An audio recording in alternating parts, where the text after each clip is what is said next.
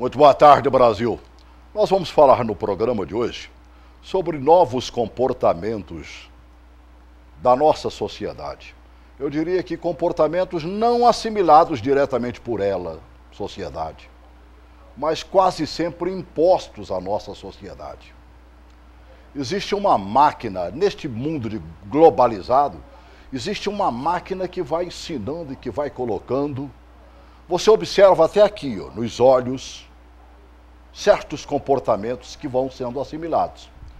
A novela da Poderosa, que está lá, por exemplo, no seu final e está alavancando uma audiência violenta, está lá a moça bonita, que é a delegada, está trajando uma roupa bonita, e aí você, quando olha, em qualquer reunião que você vá, parece até que nós estamos cheios de delegadas no pedaço. Todo mundo usando a mesma roupa.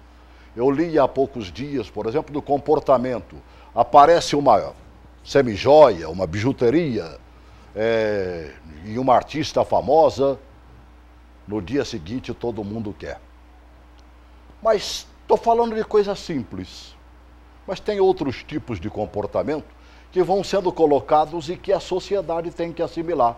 A ponto de o próprio governo, em tempos idos, tentar colocar nas escolas brasileiras uma cartilha dizendo de que maneira os nossos meninos e meninas deveriam se comportar em relação aos gays, às lésbicas, aos travestis, o grupo LGBT, que já acrescentaram mais uns T's na frente.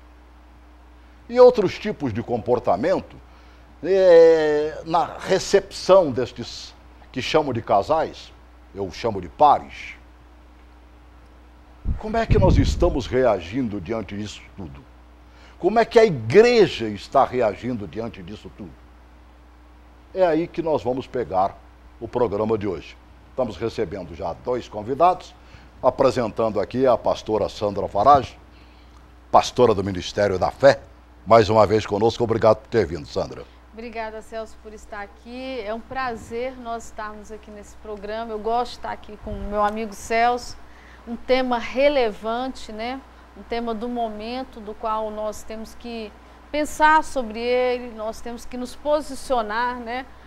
Nós, independente da questão religiosa, de sermos pastores ou padres, enfim, qualquer, né, posição que tenhamos religiosa, nós somos cidadãos, né? E nós temos que encarar essa situação como cidadãos também. Não se esquecendo que quem está do lado de lá também é cidadão. Exatamente. Também é cidadã. Exatamente. Nós somos cidadãos e temos que estudar essa situação, esse novo comportamento, com esse perfil também. Quero agradecer o convite por estar aqui. É muito bom estar aqui com todos. Tá bem. É sempre bom tê-la conosco também.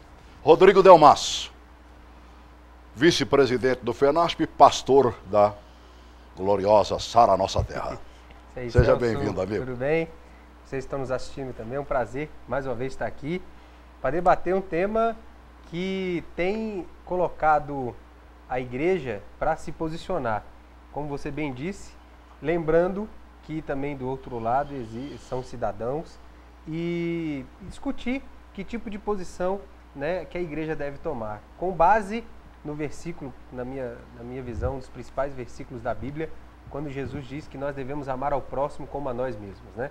Esse, na minha visão, é a direção que Jesus nos dá em relação a isso. Obviamente, nós não podemos deixar, né, que a nossa opinião e a nossa posição, a nossa liberdade de expressão venha a ser tolhida por causa de alguns pseudos acontecimentos. Eu tenho a felicidade de receber 2 pastores de jovens. É isso. Sandra milita muito com os jovens do Ministério da Fé. Você milita com a meninada aqui da Sara Nossa Terra. E o que não falta é menino aqui na Sara Nossa Terra. Graças a Deus por isso. Né, me alegro quando vejo a igreja cheia de meninos e meninas. Como é que eles assimilam? Vou começar contigo, Sandra. Como é que eles assimilam essas novidades todas? A mídia está nos impondo, e eu não sou contra, que se mantenha respeito àqueles que têm uma opção sexual completamente diversa da nossa. É verdade que também Eles devem nos respeitar por permanecermos na nossa opção. Claro, claro. Mas como é que essa meninada da Então, igreja tem visto isso?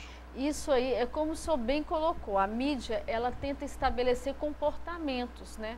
Ela tenta cauterizar a mente das pessoas para essa nova onda, em todos os sentidos que se traz. Então, como é que nós tratamos, como é que nós levamos a nossa juventude? Nós fortalecemos ao máximo os princípios cristãos. Ao máximo nós trabalhamos o aspecto, olha, o que a Bíblia diz sobre esse tipo de comportamento. Ao máximo nós envolvemos eles com a nossa missão, com a nossa chamada de evangelismo e tudo. E sempre trazendo o contraponto, impactando eles com a verdade. Porque uma coisa, Celso, é a verdade relativa, que é a verdade que o mundo ele tenta implementar na cabeça de qualquer um. Certo.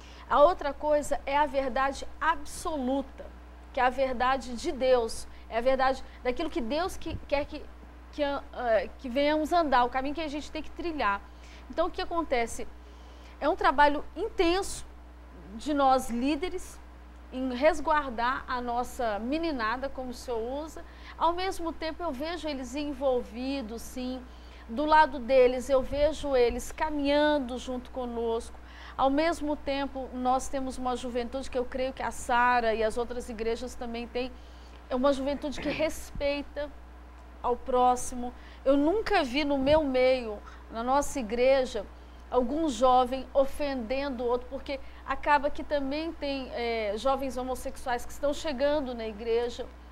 Então, o que vocês fazem com esses jovens que chegam na igreja e que têm essa opção? Normalmente, isso. eles estão no caminho de querer sair dessa opção. Eles estão assim, a gente traz eles vêm de alguma maneira, ou por evangelismo, ou por gostar da igreja, e eles aos poucos vão se deparando com a verdade que eles têm que mudar de vida. Então nós abraçamos, nós recebemos em gabinete, nós cuidamos, né? Nós levamos eles a uma experiência com Deus para uma mudança de posicionamento, porque é o que nós cremos. Nós temos que trabalhar com a nossa verdade absoluta, que é o que a Bíblia fala que é verdade. Caso ele chegue lá e não tenha esta preferência em querer mudar, ele permanece como membro da igreja ouvindo a palavra? Sempre eles permanecem ouvindo a palavra. Nós não temos nenhum posicionamento, exclusão, nada disso.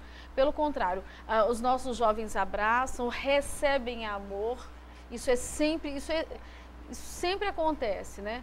E aí a maioria, eu não conheço, são poucos os que falam, olha, eu sou assim, eu quero permanecer assim. As experiências que nós temos é que eles estão buscando ajuda, estão querendo mudar de posição. Rodrigo, o embate maior está onde? Eles nos chamam de homofóbicos.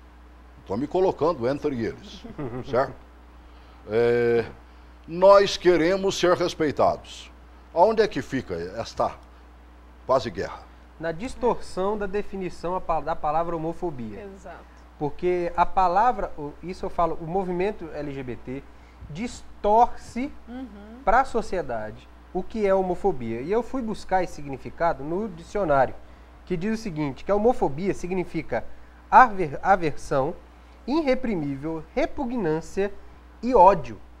Em nenhum momento, em nenhuma igreja nossa, seja ela de qualquer for, nós temos aversão irreprimível, repugnância e ódio aos homossexuais. Nenhum. Eu sempre utilizo uma frase, toda vez que você falou para jovens, eu sempre prego para jovens e digo o seguinte, nós amamos os homossexuais. O que nós não aceitamos é a prática do homossexualismo. Como não aceitamos o sexo antes do casamento? Então assim, porque são princípios. Ou seja, em nenhuma da nossa igreja nós vamos praticar o ódio irreprimível, a repugnância e o preconceito, que chama o preconceito vexatório.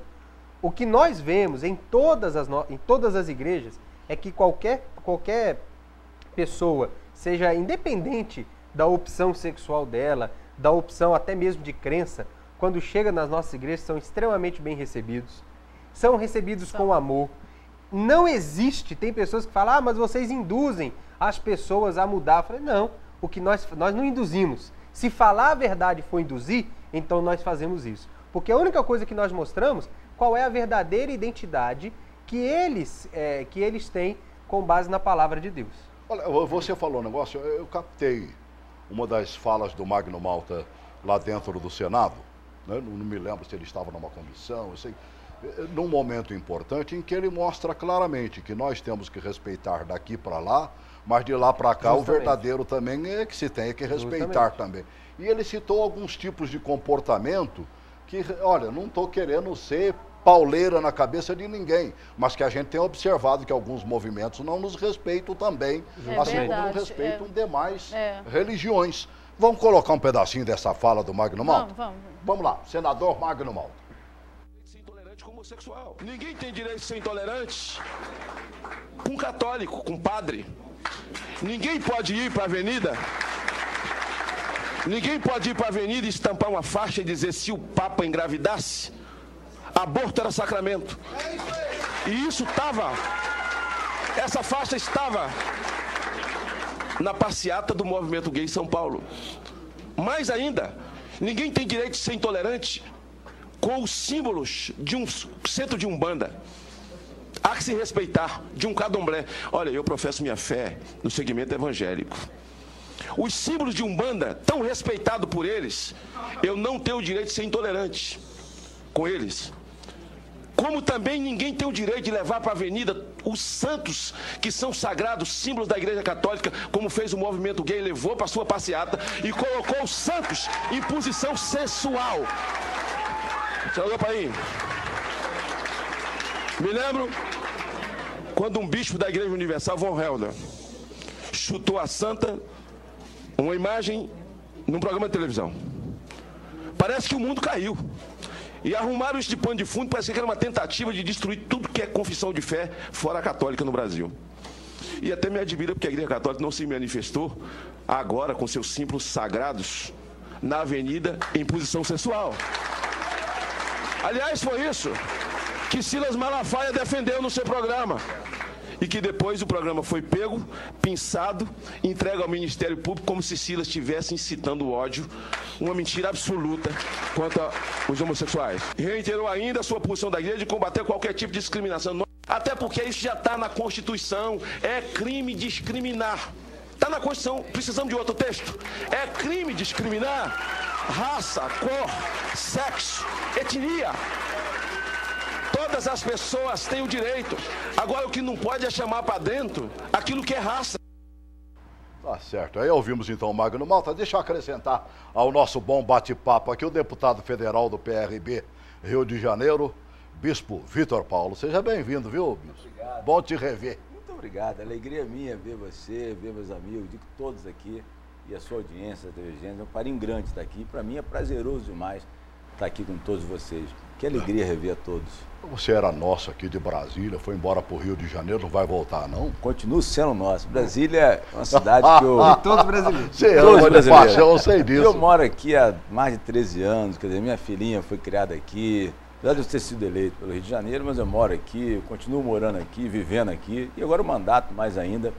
Mas Brasília, para mim, eu sempre disse para minha esposa, é a minha cidade que me abraçou, me abrigou, a minha família. Eu tenho grandes amigos, grandes pessoas, você é uma delas, e eu estou muito satisfeito de estar aqui e agora muito mais convivendo com vocês aqui no ar dessa emissora. Bispo, nós estamos falando aqui exatamente do comportamento hoje da própria igreja em relação inicialmente aos homossexuais. Na igreja que o senhor representa, né, universal do Reino de Deus, lá o cidadão se declarando homossexual tem entrada, pode fazer parte da igreja, frequentar os cultos, Ministério da Fé porta aberta, Sara Nossa Terra porta aberta, em relação à sua igreja. Não existe, a Universal de Deus nunca discriminou nenhuma pessoa, sua raça, a sua fé, e muito menos ainda a sua opção sexual. Jesus não discriminava ninguém, Jesus nunca fez isso. Jesus tratou Maria Madalena com muita simplicidade, só aconselhou, vá e não peque mais, faça a sua vida que para frente é outra. Então, as pessoas que têm a sua opção sexual, que vai à Igreja Universal, que frequenta a igreja, que participa, nós nunca paramos as pessoas na porta para perguntá-las. O que ela faz, o que ela é, isso é problema dela. Verdade. A Bíblia diz que quem tem a fé tenha para ti. Se ela vai à igreja, certamente ela tem um objetivo para a igreja. Ela está indo ali porque algum motivo ela tem, ou porque ela está com algum problema pessoal, físico, familiar, financeiro, espiritual, seja qual for. Nós precisamos respeitar isso. Quantas pessoas hoje na Igreja Universal eram delinquentes, traficantes, perdidos, prostitutas, por isso é homossexuais, e hoje são pessoas que definiram a sua vida. Verdade. E foram ressocializados, o Evangelho ressocializa. Então é natural, a porta da igreja está aberta para todas as pessoas. É comum a gente ouvir dizer que a igreja é composta por ex, né? Exatamente. Ex-fumante, ex-drogado, ex-alcoólatra, ex-sofredor, ex-pobre, ex... Meu Deus do céu, deixa eu atender uma telespectadora. Ivonete. Pois não, Ivonete? Não, é que estou vendo a discussão, estou achando muito interessante. Pois não, querida? Assim, eu acho assim, eu sou evangélica, graças a Deus. Certo. E a gente vê que os homossexuais, as lésbicas vão até a televisão, ao rádio, em todos os lugares, né? Uhum. E discutem, falam aquilo que eles querem, eles têm todo o direito, né? Agora eu digo, a gente também não tem o direito de ir ao rádio, televisão e dizer aquilo que a gente quer. Onde fica a nossa liberdade de expressão? Só eles que têm direito, nós não temos? Verdade. Boa colocação. É isso que eu queria falar. Tá certo, e falou muitíssimo bem, porque a impressão que dá é que nós temos que botar um zíper na boca, hein? Exatamente. Ô Celso, é só em relação a isso que a Ivonete acabou de falar, é onde a gente vê a verdadeira democracia, né? Que, por exemplo, em algumas redes de televisão, não se abre um espaço democrático, só se ouve um lado. E quando vai se ouvir um outro lado, se monta, se edita, pega palavras de duplo sentido. E aí, para quê? Para que haja uma tendência de uma opinião. Eu defendo o seguinte, a sociedade, no geral, fora a igreja, está criando um sofisma para implantar uma ditadura que eu tenha que aceitar um comportamento em detrimento das minhas convicções. Aí, Celso, não dá pra gente ficar calado nessa situação. Olha, quando se vai, até para que você comente e fale o que você está pretendendo dizer, quando você busca, por exemplo, proteger minorias, quão importante é que nós nos resgatemos com a raça negra? Sim. Dando oportunidade para os filhos dos filhos dos filhos daqueles que foram escravos nesse país, possa estar dentro de uma universidade. Quando você tenta levar essas minorias, agora, por exemplo, tenho visto inúmeras ações para com as pessoas portadoras de deficiência. Então nós temos que zelar por esse povo, nós temos que aceitá-los, mas eles não nos impõem absolutamente nada sobre nós. Olha, Celso, eu entendo, eu enxergo que a grande intolerância que existe, porque esse termo intolerância está na moda, né? Certo. É do segmento homossexual com as pessoas que têm convicção religiosa e convicção familiar. Porque é o seguinte, quando você vê alguns debates, algumas colocações, mesmo na Comissão de Direitos Humanos, o que é dito? Que eles estão tendo problemas de aprovar algumas leis como a 2.615, essa que nós vamos entrar nela agora. Eles têm dificuldade de regulamentar, de implementar, por quê? Por causa do conservadorismo religioso. Entendi. Então quer dizer que as nossas convicções, o padrão que foi estabelecido na nossa vida, se eu existo, se eu nasci, é porque houve um pai e uma mãe que se relacionaram e nasceu uma pessoa. Então o padrão família, né, tem sido minado eles colocam conservadorismo. Eu opto pelo padrão família. Claro. Deixa eu atender a Carmen Lúcia, está falando lá de Uberlândia, Minas Gerais. Oi, Carmen, seja bem-vinda ao programa, querida. Oi, boa tarde. Boa tarde. Olha, parabéns pelo seu programa. Eu estou assistindo aqui e gostaria de dizer, eu sou da Igreja Universal, eu sou psicopedagoga, eu trabalho com crianças de rua, com meninos abandonados da cidade, trabalho também com homossexuais, em terapias, e tenho na família pessoas homossexuais. E a Igreja Universal tem prestado, assim, uma orientação maravilhosa em relação a esses jovens, sabe, que ou se desviaram por educação errada, ou por nasceram assim, E eu tenho tido um apoio da equipe da Igreja Universal aqui de Uberlândia, principalmente por parte do Bispo Marcos, da Catedral, de todos os pastores obreiros, no meu trabalho com esses jovens e com essas pessoas da minha família. Então, eu estou dizendo que eu estou ligando para dizer que a Igreja Universal, ela dá um apoio muito grande a todos nós, seres humanos. E lá, independente de cor, raça, sexo, o que for, a igreja está de portas abertas para dar um apoio. Nós temos grupos de visitas, de oração, de tratamento.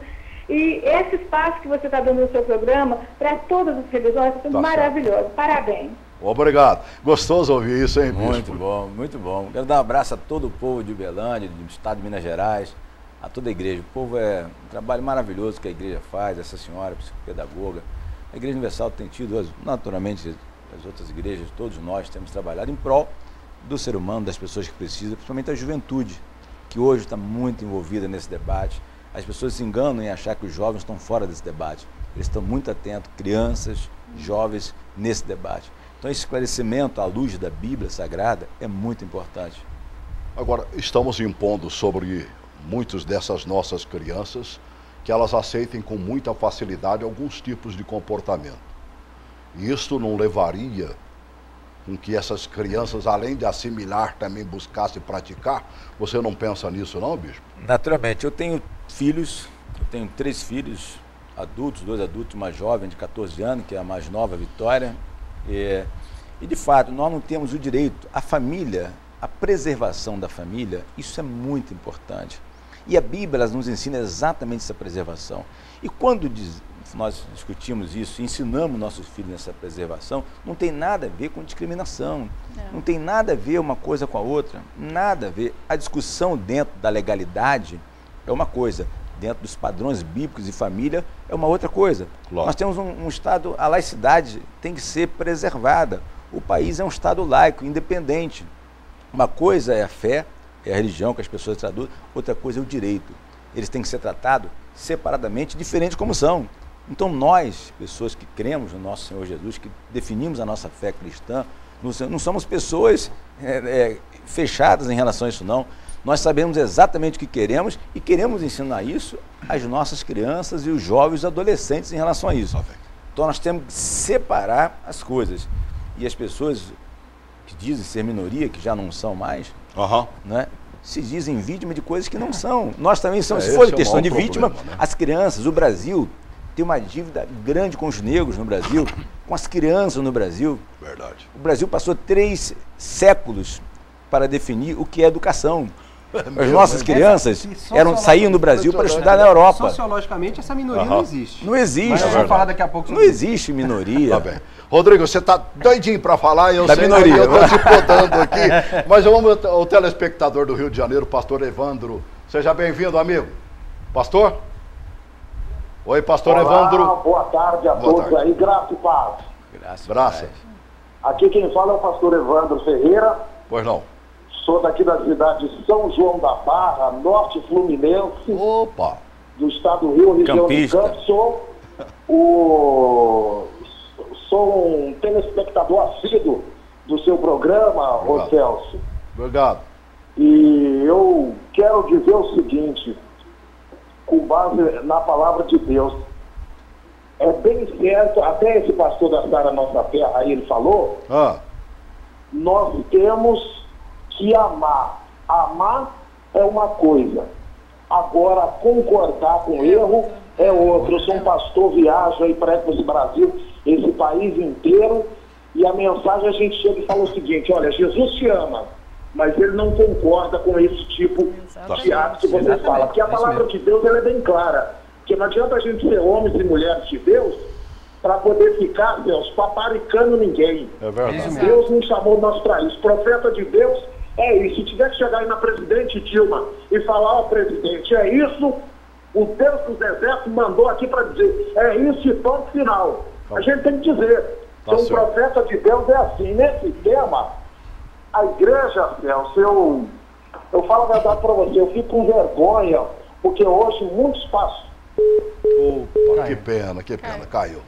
Pastor Evandro, obrigado pela ligação, né? Eu lamento que tenha caído. Essa é a grande realidade. Ele falou, né? Tem razão.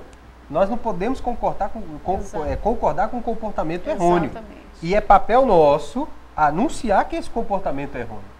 É papel nosso levar a palavra de Deus, levar a verdadeira identidade ao homem, que é aquela identidade onde Deus criou Adão e Eva. Esse é o nosso papel. Agora, o que eu acho muito engraçado é que toda vez falam sobre minoria. Porque os homossexuais são minoria. Sociologicamente, o que é minoria, né?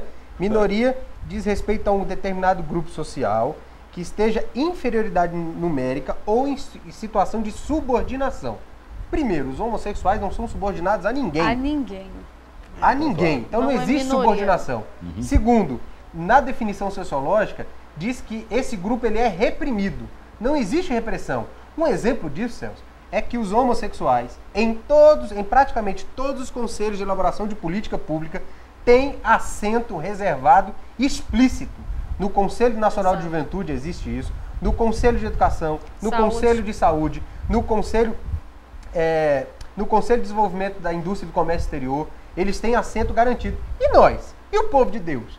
Então, assim, quando a gente começa a avaliar, fazer realmente uma avaliação de quais os espaços que eles têm ocupado e os espaços que nós temos ocupado, a minoria somos nós.